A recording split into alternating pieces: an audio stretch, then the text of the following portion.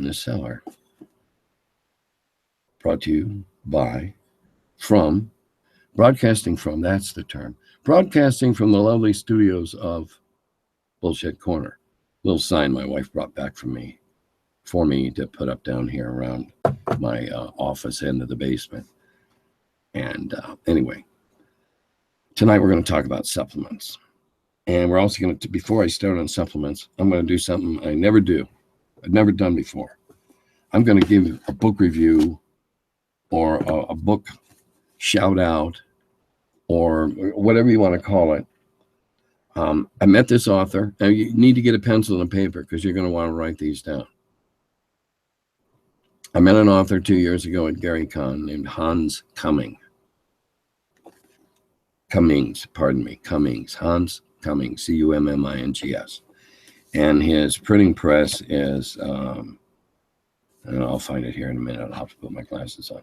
In any event, he did 2 books.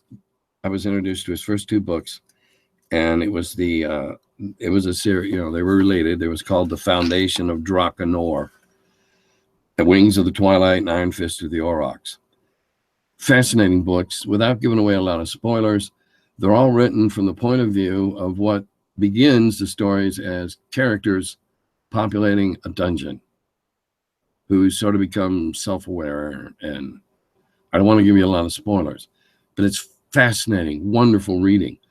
Now he just came out with the follow-up, a 3-book arc called Scars of the Sundering. And in it, some of the characters that you met in the first 2 books now take up the story in these next 3 books. And to give you an idea of how good these are, a book that I'd been waiting for several months, a book in a series that I was reading from the public library, came in while I was reading book 1. I'd been waiting several months from this. When I got to the end of this book 1, I went to book 2. And now I'm in book 3, called Salvation. The other book that I've been waiting all those months for is still sitting up there waiting for me. This is that good. Hans Cummings. His VFFpublishing.com. VFFpublishing.com. You really ought to check this out. If you're an RPGer, I can almost promise you, you're going to enjoy reading these books in the point of view from which he writes them. I found them to be fascinating. And no, we're not buddies. I'm shilling his book because I think, like I used to do way back in the days of the Dragon, that, hey, here's some really neat source material. You ought to read this and see if it doesn't give you some great new ideas. And that's the end of my commercial, but I'm not being paid for it. All right, we're going to talk about the supplements and what brought about the supplements. We use the supplements for 2 primary purposes: to add and embellish to the game, or add to and embellish the game. I get my words right here, and to sort of direct control where it was going. And I'll explain that as we go on. And some of this I know some of you have probably heard before in other talks I've given or Q&A sessions. So if you heard this part before, bear with me. I hope it'll be what you heard before. I hope I haven't changed my mind. Though there is one thing in here that I do have to make a big change, and I'll talk about when we get to it. We use the supplements to rein in the game, to continue to make it viable and saleable.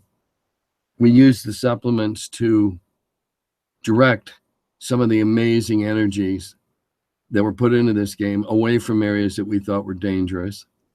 Didn't want to go there. A bunch of people got fascinated with, I'll just give a quick example.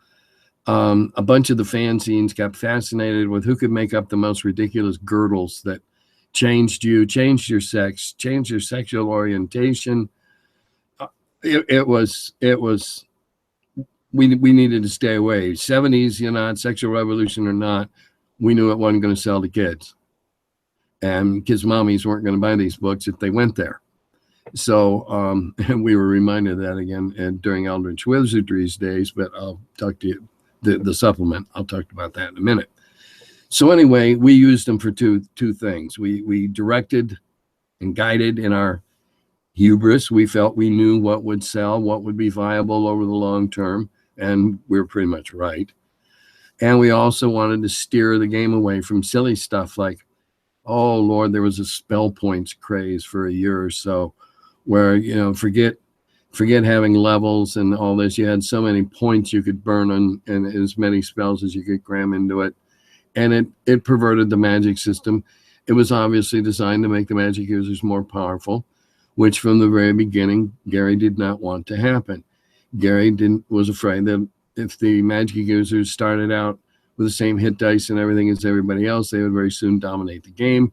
And his ideas for the game were that everybody would really probably want to be a dashing hero and save the day from the forces of evil, with brawn and might and virtue, which was his ideal.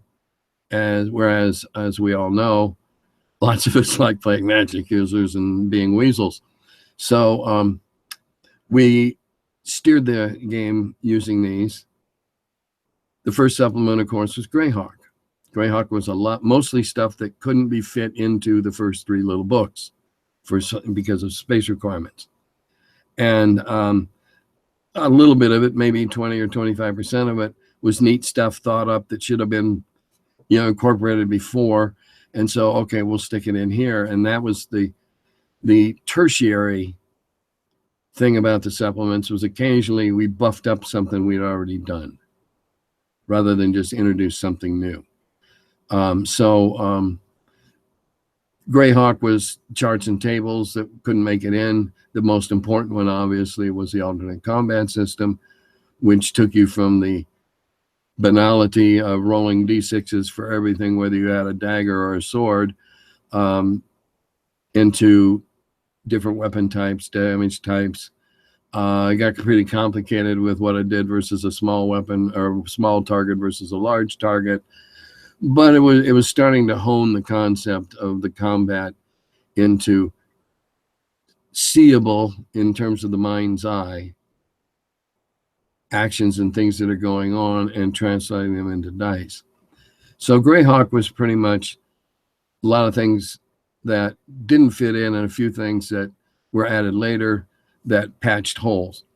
Now, as an aside here, I'll simply say that as the editor, that was sort of what I was expected to do.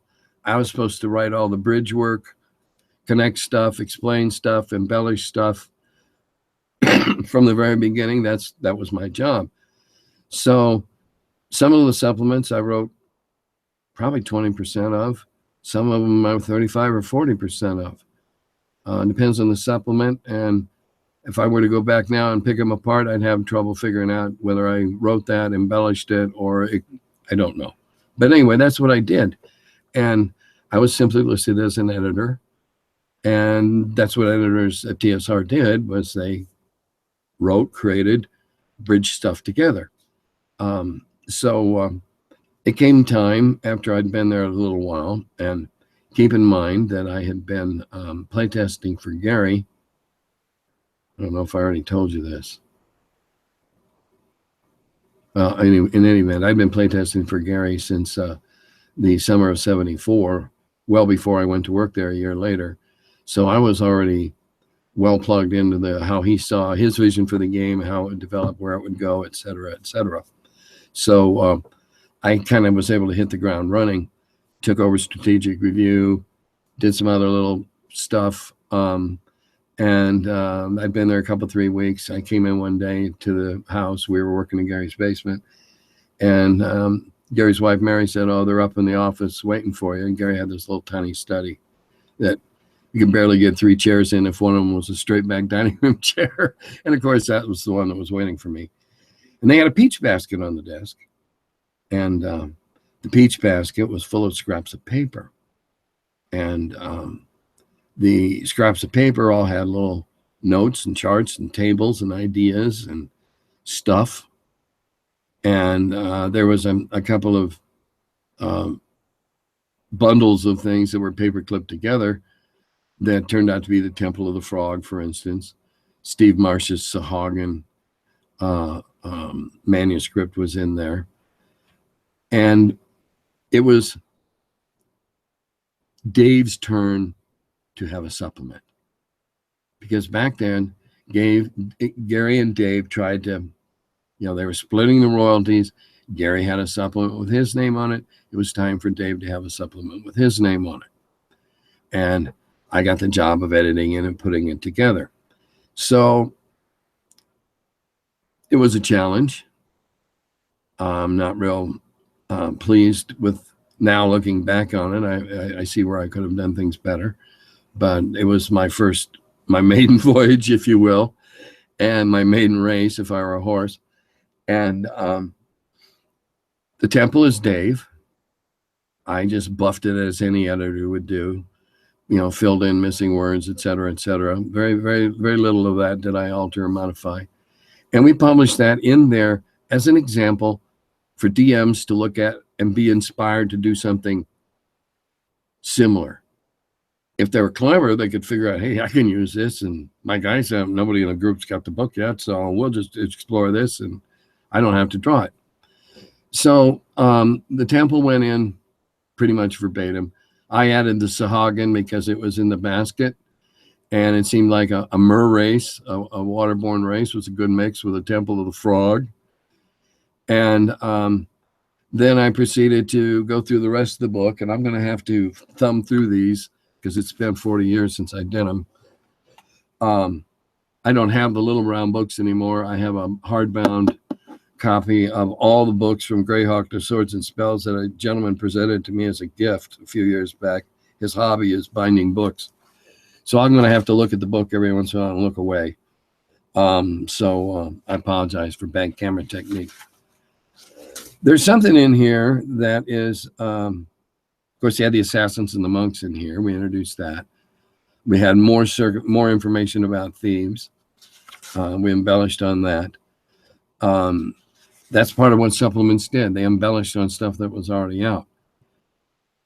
Then we have something on pages 7 and 8 that, well, actually 9, it starts on page 7. That is so awful that I forgot it. I've been saying for a couple of years now, pointing out that TSR never got behind hit locations, critical hits, chopping off limbs, etc. Well, wasn't quite true.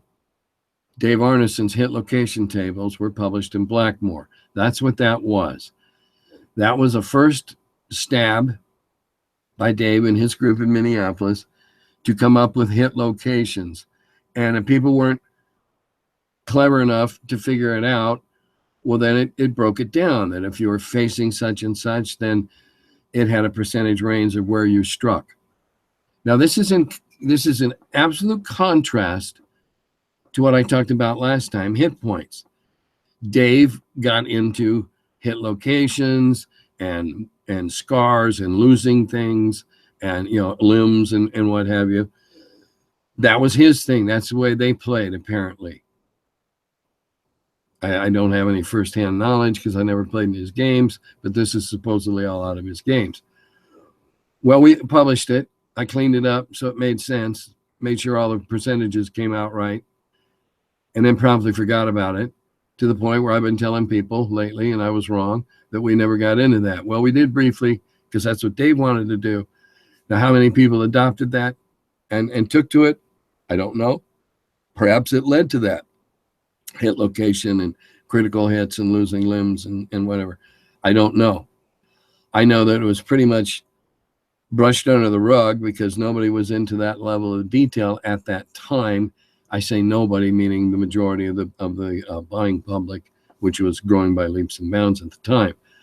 So, yeah, I've been telling people wrong on a book that I edited, but it was so bad that I promptly forgot about it. And it's several pages of crap. And then there's new monsters, and stuff like that. And that's what we did with that supplement. That supplement was Dave's supplement. It was his turn to get royalties on a supplement. Gary was making royalties on Greyhawk. It was Dave's turn to make it on Blackmoor. And that's why we did it.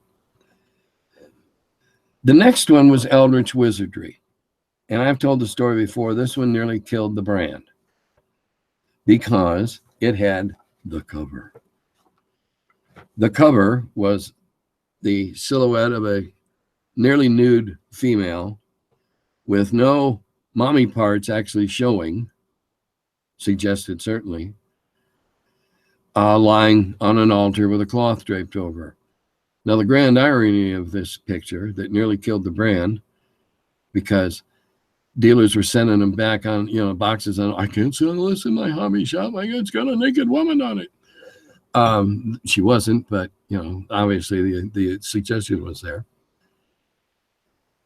The irony was that many years later, I found out that picture had been drawn by a 15-year-old girl. All I knew is my slush pile. I pulled it out. I sent a check. I think that probably had initials. She was probably hiding the fact that she was a girl, which wouldn't have made any difference to me because I was the first one to publish Darlene after all. But and anyway, the irony was that a girl almost killed the brand. Now, what we did in Eldritch was we saw a level creep coming in, and we tried to put a rein on level creep. Now I'm going to have to put on my reading glasses here as I thumb through these pages and try to remember what we did and why we did it. Again, we were working at oh yeah, this has got psionics in it. We were working at refinement. Okay, we had additions to the alternate combat where we had dexterity modifications. We got into, round by round combat and stuff like that in greater detail. Adjustments to dex, penalties on armor, stuff that were really just mostly refinements to what was already there. And then we got into the most infamous thing we ever published, and that was psionics. There's a little story here. As it happened, Gary and I were both big fans of Dr. Strange. Too bad he didn't live long enough to see the movie. I know he would have liked it. You can see the effects of Dr. Strange in several of the spells and all the astral travel with the silver thread. That all comes straight out of the comic book. Well, I said to Gary one day, I said, we have the brain mole. We have the mind flayer. How's a party, at the time I felt guilty if I put a mind flayer in because the party had virtually no resistance to a mind flayer. They had no way to fight it back on its own turf, psionically. Brain mole, there was something else that ate your brain and screwed your intelligence up and made you a gibbering idiot. And so we decided, well, maybe the rare human could have a psionic ability. Now, the way we set it up, it was supposed to be like one human in a gazillion. And of course, no fantasy role players, well, everybody had a chance. Every DM was giving everybody a chance to be, to have some sort of innate psionic abilities or trained or, whatever. And so everybody's running around, trying to be psionics. And that's not what we intended. We thought that, the very rare individual, which, that would be a skill, if you will, the first inkling of skills rising up, but this would be more like an ability. Again, that word. But it was a way to, at least somebody once in a while had a chance against a brain mole or a mind flayer. Well, it was really complicated. It took a while to master. Most people threw their hands up in the air and said, screw it, we don't need it. And I could have done it better. I'd say that now. I could have made it a little more coherent, a little tighter, but I didn't. And so psionics died the death that they probably deserved. Let's see, what else did we do in here? Just have to read the cheaters. Oh, psychic wins. Okay, we had new spells. We did that a lot. We put in new spell. This is the one where we put in the. Oh yeah, this is where we put in the demons, and mind flayers, and sue monsters, and brain moles, and cerebral parasites, and thought eaters. It's really nasty stuff because the DMs seem to be crying out for tougher, nastier monsters. This is something we always had to keep in mind as designers. And no, we weren't sitting on a mountaintop somewhere sipping ambrosia and writing rules on the side of a rock with our finger. But we had to keep in mind that what came easily for us wasn't always easy for everybody else. Our skill set arose out of the fact that a bunch of us read a lot of the same books. And so we already had a predetermination sort of to fall into this. And so we decided that, okay, let's give the DMs some serious badass monsters. And so we had the demons. Oh, well, God knows that caused us enough problems over the years, most of which after I left, but a few of them while I was there. I had to fight the devil worship and Satanist and black magic cabals that sprang up. And so we did the demons, and we gave them some monsters that set them running and gibbering in terror, as we hoped to do. We also did some super-duper magic items that apparently, again, the market did that, so we started giving them what were artifacts. They became artifacts. Now, this is where we had some of our greatest Easter egg fun. These artifacts. Well, let's see. The Invulnerable Coat of Arn, that was Dave Arneson's magical armor suit. The Mace of Cuthbert was the big bad weapon of one of Gary's first clerics. Sword of Cass. They used my name. We did this a lot. There's other names in here. That Luco, the mighty servant of Luco. Well, that was a big golem robot, nasty thing that Gary gave Luke, his little son. So he had a big bad guy to fight for him, like his champion or whatever. So he got to participate in the games. The Iron Flask of Tourney, the Merciless, was Ernie. Queen Alyssa's Marvelous Nightingale, that was Gary's oldest daughter. The Ring of Gax, oh yeah, that one's a real stretch. I've got one in here that I threw the name out. Brian came in one morning and said, what was the name of that? What was the name of your campaign? The big bad guy who ran everything. And I told him Qualish, and he said, oh, good. And he had made up the something of Qualishar. It's like a big, I don't know if it's in this one or the next one. It's a big mechanical, looks like a big mechanical crawdad. And it's like a submarine vehicle. And so it's got a name. It was the apparatus of Qualish. We put a lot of little Easter eggs in because it was fun. It gave us a giggle. So that's what we did. And then we put more monster encounters in. That was astral and ethereal plane traveling, psionic encounter tables, all stuff trying to, again, beef up the game. Well, by this time, we're up to 3 supplements and 3. So we got 6 little books we're working out of. So it's getting kind of confusing. About that time that we got done with this one, I got a letter. Some of you have heard this story before, but I have to, again, for context, I got a letter. I was on letter reading duty that week, and I got a letter that I had to read.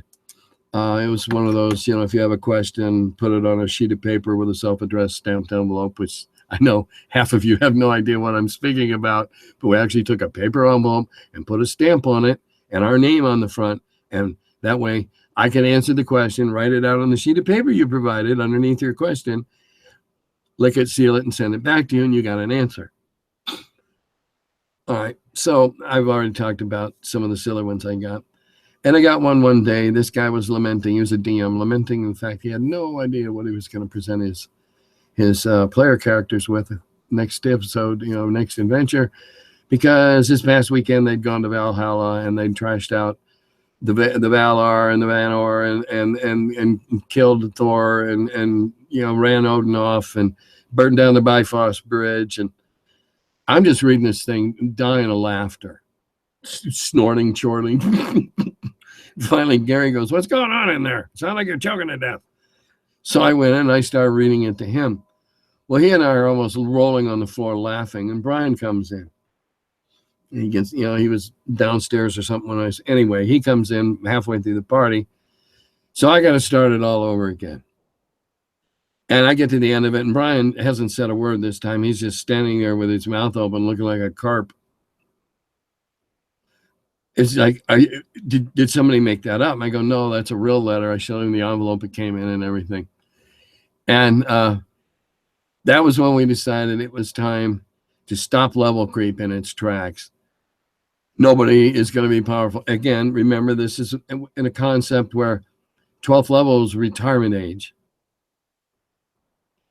We didn't want people going around knocking off whole pantheons of deities. So we said, okay, we got to codify this. And so Gods, Demigods, and Heroes was born. Rob Kuntz and Jim Ward did that. And in it, we put all these pantheons of various monsters and deities. And there was probably some we had to take out. We ended up taking out the Elric stuff and the Hobbit stuff. We had to change names when the various legal entities contacted us, and we could no longer use ants. They had to be tree men, or I don't remember what we used. But we quantified the deities. And of course, nowadays people are, why didn't you put in this esoteric Eastern Asian religion? No, we did the ones that we thought most people would recognize. And so we went in and we codified the deities. So, all right, let's get real. Odin's got 350 points. No 12th level PC alive at that time is going to go kill anything that's got 350 points. It's not going to happen. Mathematically, it's ridiculous. And so that was our last firm attempt at stopping level creep. Now, our last supplement was the one that went over the worst for good reason. Gary had been developing ever since we started very back at the beginning. He'd been developing a Son of Chainmail. That's what became Swords and Spells. It had mass magic rules in it. It was for figures.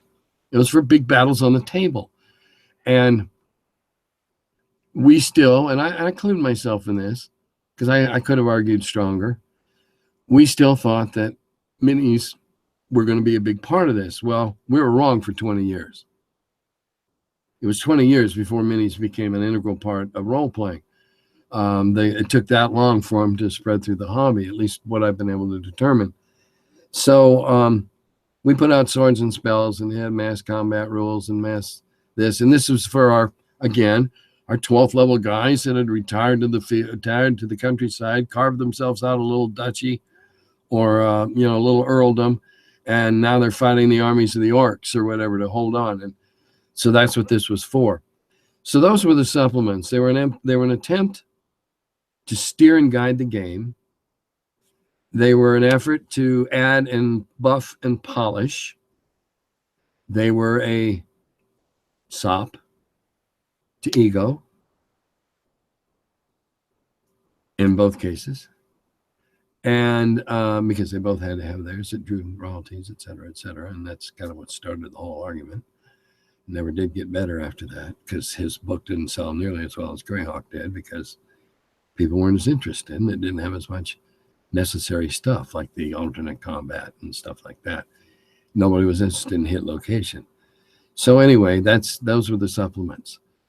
And that's why we put them out. We were trying to control the game, trying to steer it in good directions, steer it away from stuff that we knew would get us into more trouble with moms and PTAs and stuff like that.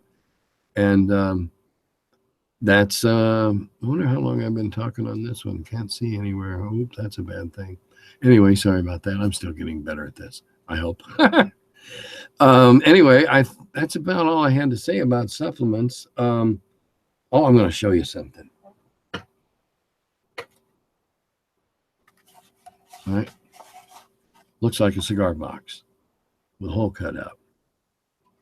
What it is, as far as I've been able to determine, talking to other old farts in the game and historians of the game, probably the first, what we now call a dice tower, dice box, used in D&D. I made those the fall of 74. Right after I got back, I made the first one. Had to make a second one with a little bigger slot in the top and a little smaller baffle so the four-sider didn't get stuck. Because I only had one set of dice, the box went out in the middle of the table, and when it was anybody's turn to roll, they picked up the dice they needed, they dropped it, and it went through the box. And that way there was no, oh, you didn't get a good roll, it bounced funny, we just stopped all that right away. So there's two of those. My good friend Jimmy out in Kansas City has the other one. Now, whether I have the first one and he has the second, I don't know. We'd have to put them up against each other and compare the size of the baffles. But anyway, I've been using the dice tower ever since back then because it's no arguments at my table. You use the dice tower, nobody says, oh, you slid that four-sider, because four-siders are a pain in the ass, right? If you try to roll them, they bounce, they roll off the table, you step on them, you shriek with pain. God forbid you should drop one on the floor at night and hit a barefoot on it. It's like hitting a caltrop. It is a caltrop. But anyway, that was the very first dice box. And because we used that from the very beginning, nobody felt offended. Oh, you got that for me, huh? No, nobody felt offended. Everybody used the dice box. I used the dice box. All right, we all used the dice box. Anyway, that was just a little treat. I'm going to release this in about 12 hours, I think. And then I'm going back to Illinois for my 50th high school class reunion. And of course, we're going back to celebrate because, as some of you know, I got my results on the 11th. And as of the 11th, I'm cancer-free. All of you who were in my corner rooting for me, thank you so much for all your support during my battle with Mr. C, that I'm really glad I made all my saving throws. And until the next time, I hope you make all of yours too. Good day.